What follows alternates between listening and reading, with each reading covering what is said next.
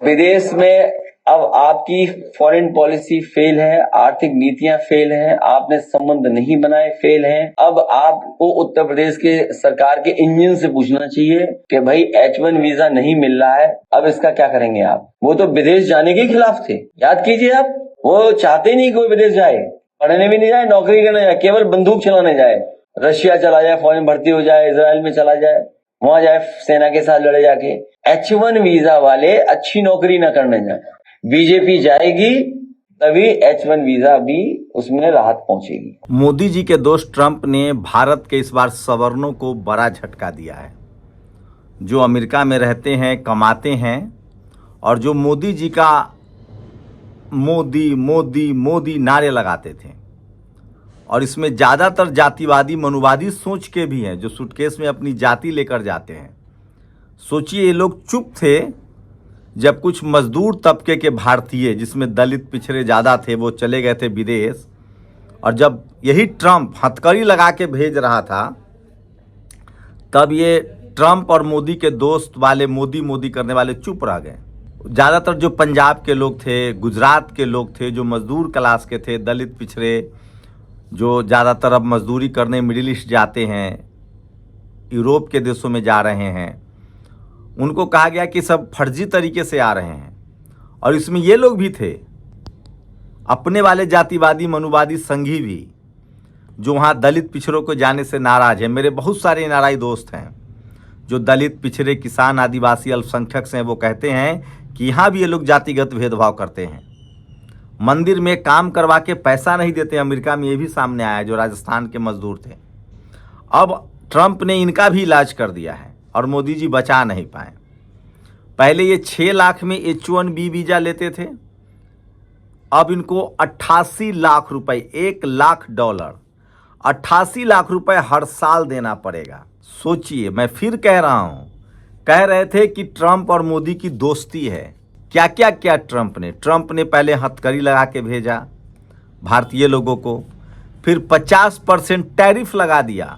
जो झींगा व्यवसायी, चमड़ा के व्यवसायी, जो कालीन के व्यवसायी, ये भी मिडिल क्लास के लोग हैं, जो अपर मिडिल क्लास है वो लोग हैं। बीफ बैन करते हैं वही लोग, उस पर भी 50% टैरिफ लगा। उसके बाद भी मतलब सोचिए, ये लोग वो हैं जो एक आंख फूट जाए, लेकिन भारत में दलित पिछड़े, किसान, आदिवासी, अल्पसंख्यकों का दोनों आंख फोड़ना है। ये आरक्षण विरोधी लोग हैं, ये संविधान विरोधी लोग हैं, ये बहुजन विरोधी लोग हैं। उसके बाद भी ये आरएसएस के खिलाफ चू नहीं करेंगे। मैं लिख के दे रहा हूँ, ये सरकार मोदी की सरकार नहीं है, ये आरएसएस की सरकार है। सोचिए, और इस सरकार में जगह जगह पर जातिवादी मनुवादी बैठे हैं। हथकड़ी लगाकर भेजा H1B वीजा को अब 88 लाख रुपए का महंगा कर दिया है, 6 लाख के बदले। अब जाके दिखाइए अमेरिका। और अच्छा हुआ, कहा लोग मजाक कर रहे हैं कि अब इनको आना पड़ेगा अमेरिका से भारत। जो मोदी मोदी का नारा लगा रहे थे, अब ये आकर यहाँ वर्ल्ड क्लास सड़कों पर घूमे, अब यहाँ आकर ये मोदी मोदी के नारे लगाएं। सोचिए। दूसरा सोचिए, इन्होंने, मोदी जी ने क्या किया, यूरोप के देशों को कह रहे हैं कि 100% टैरिफ लगाओ भारत पर। साथ ही एक पोर्ट था चाबार ईरान में, उस पर भी प्रतिबंध लगा दिया गया है। अब आप व्यापार भी नहीं कर सकते हैं। तो मोदी को ट्रंप एक एक झटका दे रहे हैं। लेकिन इस देश की मनुवादी मीडिया क्या कह रही है कि अरे बहुत अच्छी दोस्ती है, ट्रंप और मोदी की दोस्ती है, ओबामा से इनका तू तराक होता था, ट्रंप तो इनके एकदम सगे हैं। अब आप बताइए कि ट्रंप कितने सगे हैं। लेकिन मैं फिर कह रहा हूं, इसके बावजूद भी ये जातिवादी मनुवादी, जो आरएसएस के विरोधी, आरएसएस के समर्थक लोग हैं, इस पर भी मोदी का विरोध नहीं करेंगे।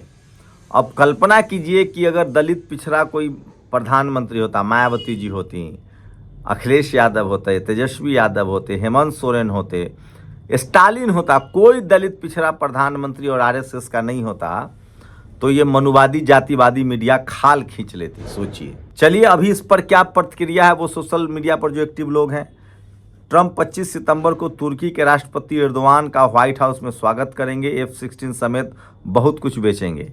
ये वही तुर्की का एर्दोआन है जो पाकिस्तान के समय, ऑपरेशन सिंदूर के समय, चीन के साथ मिलकर पाकिस्तान की मदद कर रहा था। अमेरिका ने, राष्ट्रपति डोनाल्ड ट्रंप ने H1 वीजा के फीस $600 से बढ़ाकर $1 लाख कर दिया है। सोचिए। और 10 साल में इस देश में कौन अमीर हुआ है, सो सोचिए। अडानी 50,400 करोड़, 2025 में 10 लाख करोड़, वृद्धि 1711%। अंबानी 1.69 करोड़, 9 लाख करोड़, 488% अमीर हुआ है। तो सबसे ज़्यादा वो अमीर हो रहे हैं। और राहुल गांधी ने इसलिए कहा था कि ये प्रधानमंत्री कमज़ोर प्रधानमंत्री हैं। कुछ और लोगों को सुनिए, अब तो इंग्लैंड ही भी, ब्रिटेन नए इमिग्रेशन कानून के तहत भारतीय को निकालेगा। ब्रिटेन अपने नए इमिग्रेशन कानून के तहत पहली बार एक अवैध भारतीय प्रवासी को वापस भेजेगा भारत। सब जगह से हमें बाहर निकाला जा रहा है। एक और बड़ा झटका, ट्रंप ने चाबाहार पोर्ट्स पर से छूट हटा ली है। मतलब जो भी कंपनी संस्था यहाँ काम करेगी उस पर अमेरिकी प्रतिबंध लगा देगा।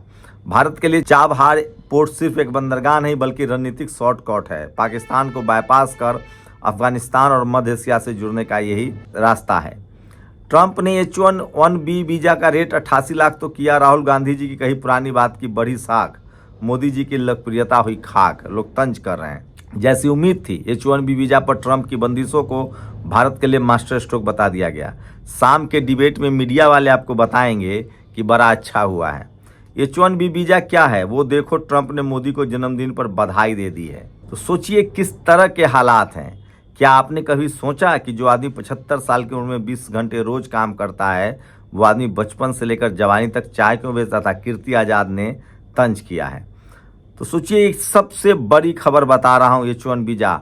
और मोदी जी अमेरिका में ताली बटोर रहे थे कि अब आपको अमेरिका से H1 वीज़ा लेने के लिए भारत नहीं आना पड़ेगा, हम वही दे देंगे। और माइग्रेशन रोकने के लिए राष्ट्रपति ट्रंप ने H1B वीज़ा पर अमेरिका में रहने और काम करने वाले लोगों को सालाना 1 लाख अमेरिकी डॉलर का भुगतान करने का आदेश पर दस्तखत किया। इसका सीधा असर भारतीय IT कंपनियों पर पड़ेगा। अमेरिका जाकर काम करना अब सपना बनकर रह जाएगा। सैलरी से ज़्यादा वीज़ा फीस का खर्चा IT कंपनियों के लिए टैरिफ बनकर टूट सकता है। ये आशुतोष शर्मा ने लिखा है, ये भी बड़े भक्त हैं। ट्रंप रोज ऐसे फैसले ले रहे हैं जिनका सीधा असर भारत पर पड़ रहा है। अभी कल ही बाइडेन द्वारा दिए गए ईरान के चाबाहार पोर्ट में भारत को सैंक्शन से मिली छूट को उन्होंने निरस्त कर दिया है। अब H1B वीज़ा फिर लिए गए फैसले सबसे अधिक भारत प्रभावित होगा। ट्रंप ने मोदी को दोस्त कह दिया और मोदी सरकार गोदी मीडिया उसी में मस्त है, जबकि भारत के वास्तविक हित लगातार प्रभावित हो रहे हैं। तो सोचिए, राहुल गांधी ने कहा था कि प्रधानमंत्री नरेंद्र, ये है मोदी की हकीकत।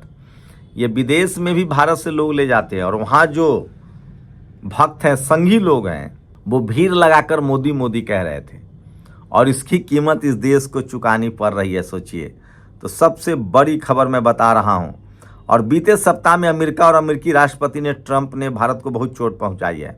50% टैरिफ, ईरान चाबहार पोर्ट पर फिर से प्रतिबंध लगा दिया, भारत को पाकिस्तान के साथ ड्रग्स पैदा करने वाले और फैलाने वाले देश की सूची में डाल दिया।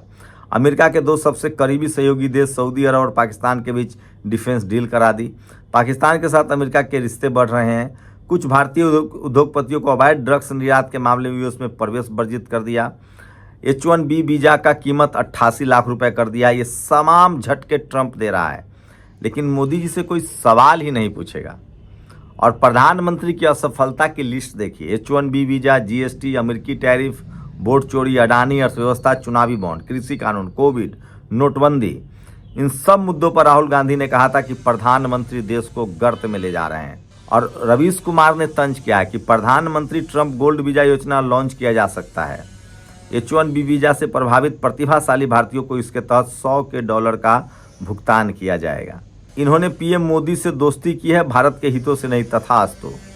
उमा शंकर सिंह जो विदेश मामलों के जानकार हैं, उन्होंने कहा कि मोदी के दोस्त जरूर हैं, लेकिन वो भारत के दोस्त नहीं हैं।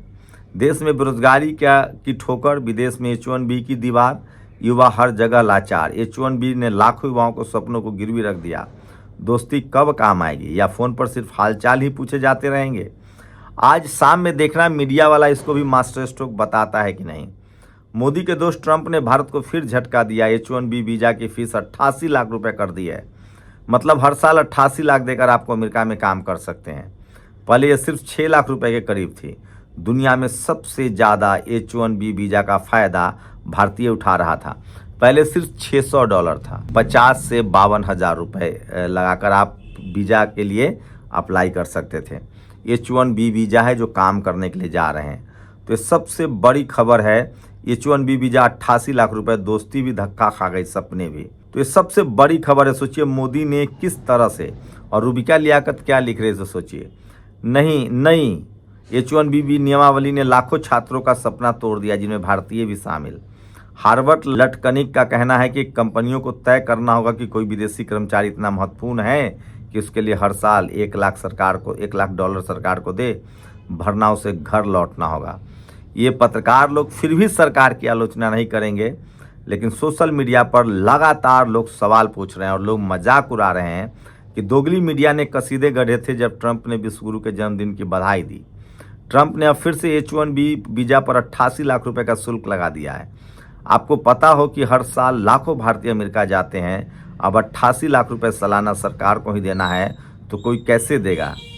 सोचिए किस्त बस पूछ रहा हूँ, वो हिंदू सेना कहाँ है जो ट्रंप की जीत के लिए हवन कर रही थी? राजदेव सरदेसाई ने पूछा है। तो ये सबसे बड़ी खबर है और भारत से जो लोग अमेरिका जाना चाहते थे उनके सपनों को बड़ा धक्का लगा है। और सोचिए, मैं तो 10 साल से आप लोग को समझा रहा हूँ कि आरएसएस देश के लिए नहीं काम कर रहा है, सेना को मजबूत नहीं कर रहा है। इसने कॉलेज, यूनिवर्सिटी, अस्पताल, विज्ञान, पढ़ाई लिखाई, दवाई सबको बर्बाद कर दिया है। ये सिर्फ जातिवादी एजेंडे के लिए काम कर रहे हैं। ये धार्मिक सांप्रदायिकता फैला रहे हैं। मुसलमानों को निशाना बनाना तो ये सिर्फ एक धोखा है। इस देश के 90% लोगों को ये फिर से लाचार, बेबस और गुलाम बनाना चाहते हैं, जिसमें दलित, पिछड़े, किसान, आदिवासी, अल्पसंख्यक हैं। जब पढ़ाई लिखाई, स्कूल, अस्पताल, दवाई खत्म हो जाएगी तो यही लोग लाचार और बेबस रहेंगे। सोचिएगा जरूर। इसीलिए हम लोग सरकार से सवाल पूछते हैं। शुक्रिया। नेशनल दस्तक की आपसे गुजारिश है कि अगर इसको बचाना चाहते हैं तो नेशनल दस्तक को सब्सक्राइब करने के लिए रेड कलर के सब्सक्राइब बटन को दबाएं, फिर बेल आइकन की घंटी दबाएं। नेशनल दस्तक को बचाने के लिए बहुत जरूरी है कि हर खबर को शेयर करें, लाइक करें, कमेंट जरूर करें।